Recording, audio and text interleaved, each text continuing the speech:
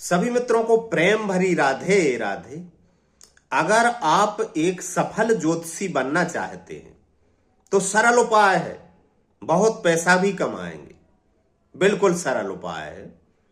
ना किताबें पढ़ना है आपको ज्योतिष की, ना हस्तरेखा की जानकारी की आवश्यकता है, ना ज्योतिष विज्ञान की आवश्यकता है। बस 4-5 बातें, और अगर 10-12 सीख लें तो सोने में सुहागा हो जाए।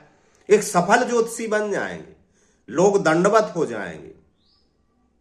ये मत बोलना कि आप क्यों नहीं बनते, क्योंकि मैं ऐसी ऊटपटांग हरकतें नहीं करता। मेरा वीडियो सुनते हुए आपको सबसे पहले तो हंसेंगे, आप बोलेंगे आप क्यों नहीं महाराज यही काम कर लेते, वीडियो क्यों बनाने में लगे। मैं ऐसे काम नहीं करता हूं। उसके लिए बेशरम बनना बहुत जरूरी है।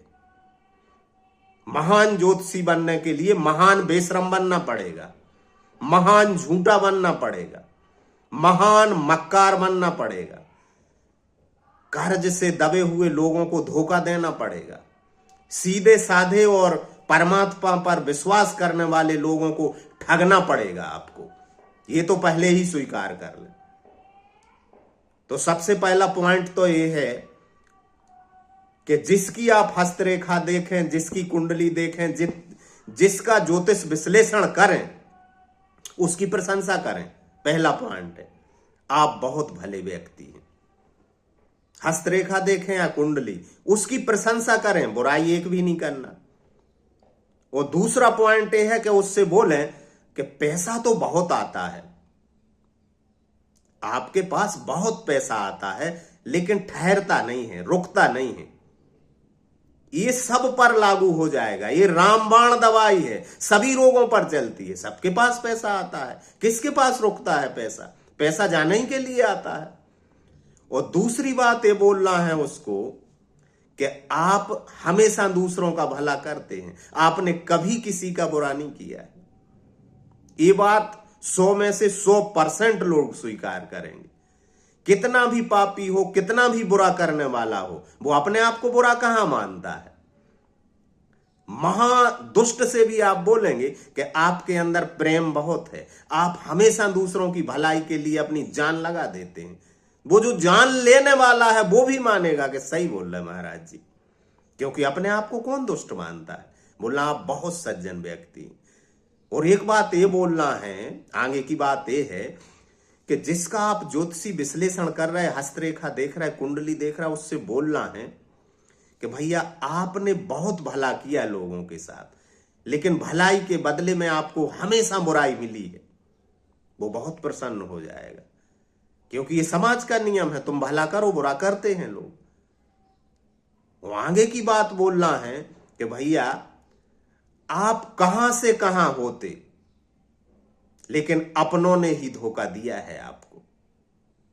अभी तक तो आप कहां होते, लेकिन अपनों से धोखा खा गए आप। तो 100 में से 99% लोगों को धोखा कौन देता? पराये थोड़ी धोखा देने आएंगे।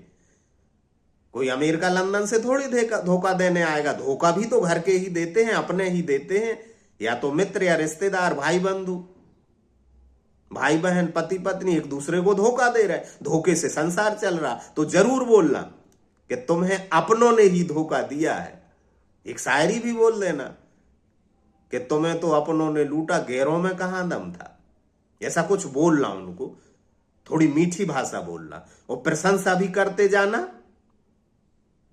और फिर लूट सकते हो आप जितना लूटना चाहते। ऐसे 10-12 पॉइंट यदि आप समझ गए, और धीरे धीरे लोगों से मिलते मिलते आप उनके चेहरे भी पढ़ने लगेंगे।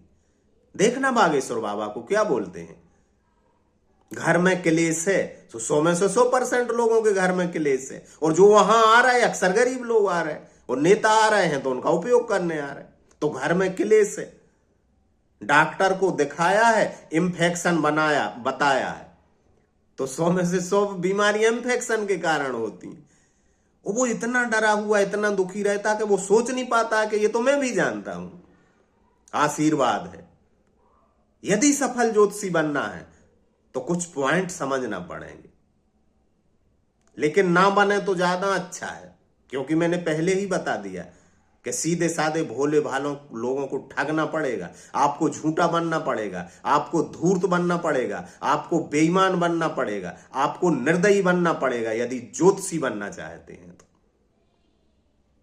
इतने लक्षण अगर आप स्वीकार करते हैं तो आप एक सफल ज्योतिषी बन जाएंगे। लेकिन हजारों लोगों की बद्दुआ भी साथ में रहेगी। लोगों का भला हो ना हो, आपका सर्वनाश हो जाएगा। राधे राधे।